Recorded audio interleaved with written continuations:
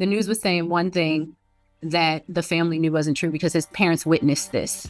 As long as you only ask the cops for the information, you are going to get a one-sided story. And that goes further than just media.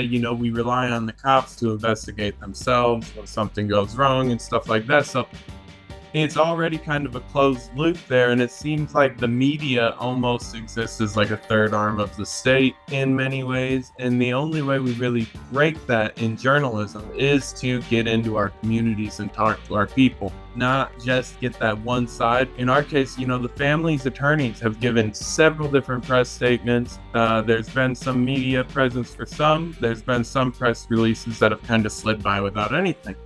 Whereas if a statement comes from the other side, there's 4, 5, 6 reporters there ready to ask for more information and get it. So overall, the community is given, 90% of what the state wants and the city wants them to funnel down. It's poured in, and very little of what matters to our neighbors is making its way into the media.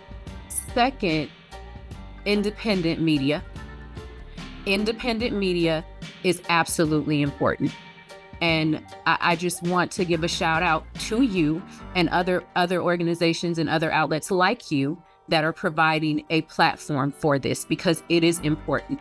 If you know a little bit more about the history of Indiana, you understand that it's one of the northern states where a lynching happened. The lynching of 2 teenage boys and an attempted lynching of the third, James Cameron, who survived it. Their lynchings were the inspiration for the song Strange Fruit that was popularized by Billie Holiday. So this isn't something that is unfamiliar in the state of Indiana. We have a list of other people who have died in police custody in recent years. So I think that that's something that we're still looking at. And I don't think that that's only contained within the community. I think that that may be a very real lingering and residual effect on the leadership in the state, on the leadership in media, or it may outright just be the stance of media, depending on who owns it.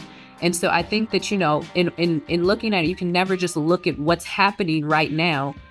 You have to take the long look, the deeper look at what's going on to figure out how you got here.